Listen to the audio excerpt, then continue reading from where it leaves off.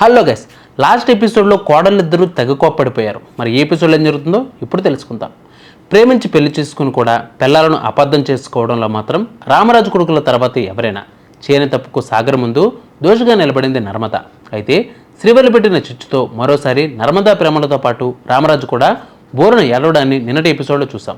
ఇక ఈరోజు రాత్రి ప్రసారం కాబోయే ఎపిసోడ్లో ఏమవుతుంది అంటే, అటు ధీరజ్ ఇటు సాగర్ ప్రేమ నర్మదలను అపార్థం చేసుకుని వాళ్ళ గురించి నోటుకొచ్చినట్లు మాట్లాడుతూ ఉండడంతో తమ్ముళ్ళిద్దరికీ గడ్డి పెడతాడు పెద్దోడు చందు. ప్రేమ జాబ్కి వెళ్ళింది నీపై ప్రేమతో, ప్రేమది చదువుకునేది వయసురా, ఆ వయసులో కూడా ప్రేమ మెచ్యూరిటీగా ఆలోచించి నీకోసం కష్టపడాలని అనుకుంది. నీపై ఎంత ప్రేమ లేకపోతే ప్రేమ ఆ నిర్ణయం తీసుకుంటుంది.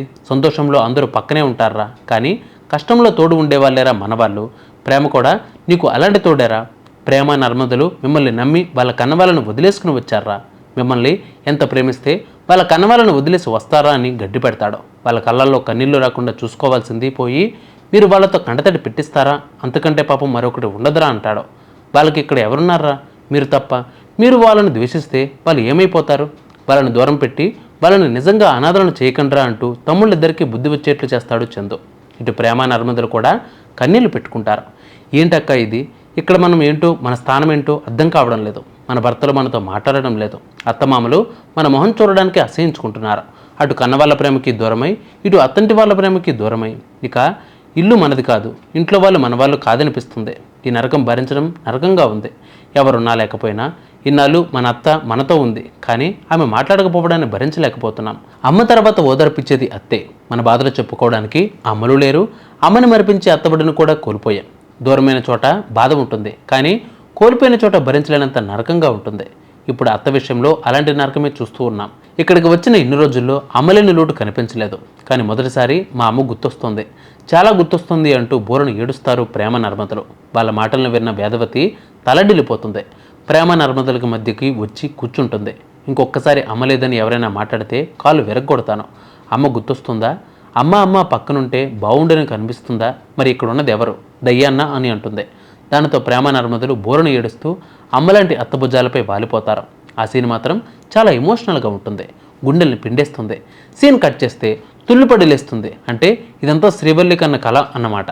కానీ అదే నిజమైంది.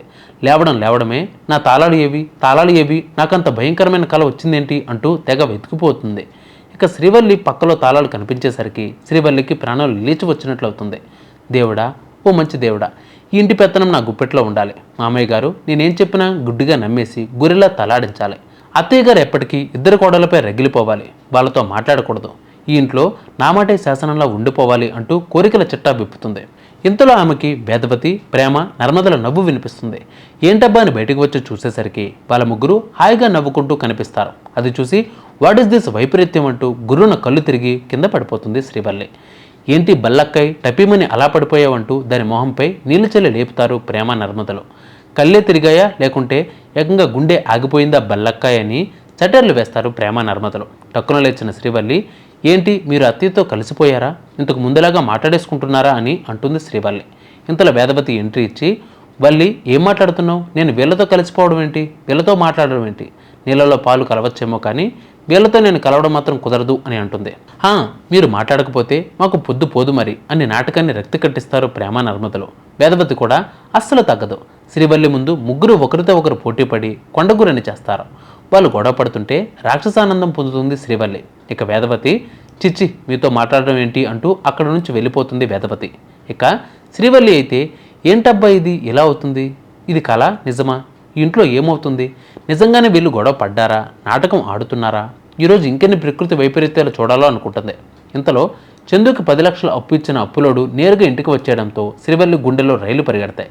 సో ఇక్కడితో ఎపిసోడ్ ముగుస్తుంది. నెక్స్ట్ ఎపిసోడ్లో అప్పుడు నిజం చెప్తాడా, శ్రీవల్లి నాటకం బయటపడుతుందా లేదా అనేది నెక్స్ట్ ఎపిసోడ్లో మళ్ళీ కలుద్దాం. అంతవరకు కీప్ వాచింగ్ మన సీరియల్.